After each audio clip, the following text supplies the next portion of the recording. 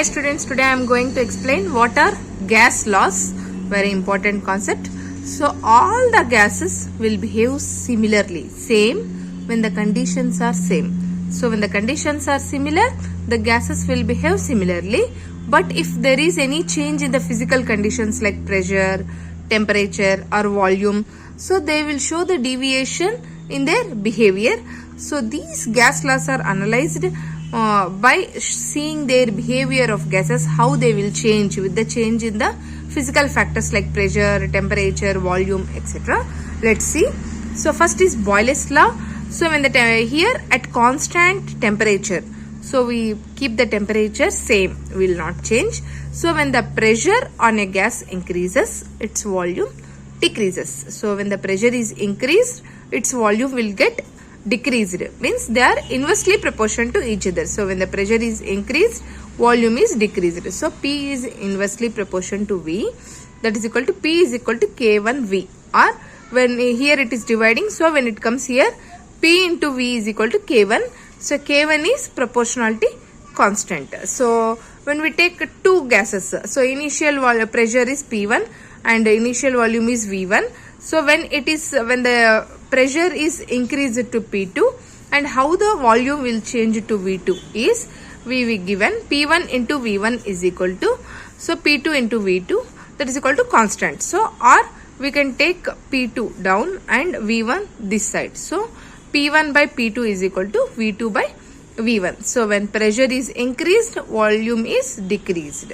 So when the P is doubled, so when the pressure is doubled, volume is reduced to half. So why this is happening in the case of gases? Because the gases, the intermolecular force of attraction is less and the particles are arranged so loosely.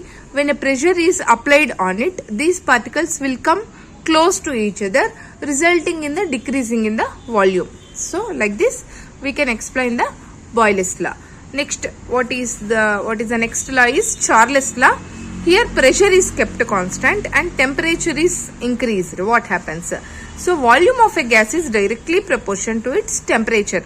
So when temperature is increased, volume also increases. So when we increase the temperature, what happens? The particles will gain more energy, kinetic energy. So they will try to move fast and they will move far. So the volume will increase. So V is directly proportional to T. So V by T is equal to constant, or when the volume V1, initial volume, is increased to V2 because temperature is increased from T1 to next increase it to T2. So V1 by T1 is equal to V2 by T2, that is equal to constant K. So that is Charles law.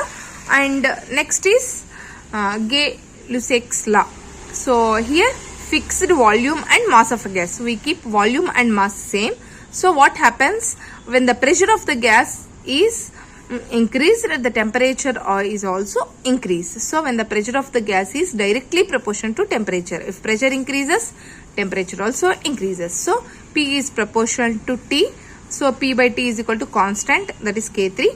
So when first gas P1, initial pressure, initial temperature, that is equal to P1 by T1 is equal to final pressure P2 by final temperature T2. So P1 by T1 is equal to P2 by T2, that is equal to constant.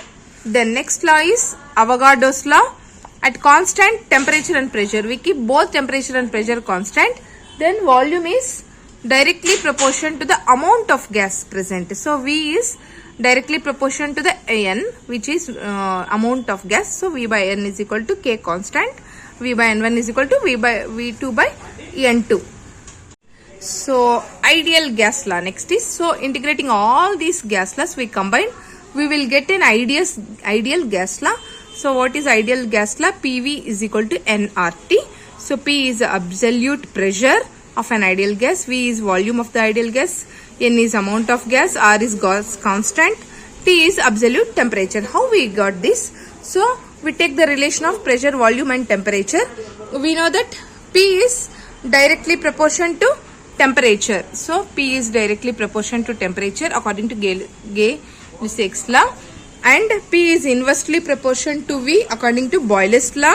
So that is equal to, by combining these two, P is proportional to T by V, or we take V this side. PV is proportional to T. PV is equal to RT, where R is a gas constant. So R is equal to PV by T. So when we for so many of gases, for R constant R is equal to, for first gas P1 V1 by T1, second gas P2 V2 by T2. So for n moles of gas is equal to n PV is equal to nRT, or so we can say this is the ideal gas law. So like this the gas laws are explained. Thank you.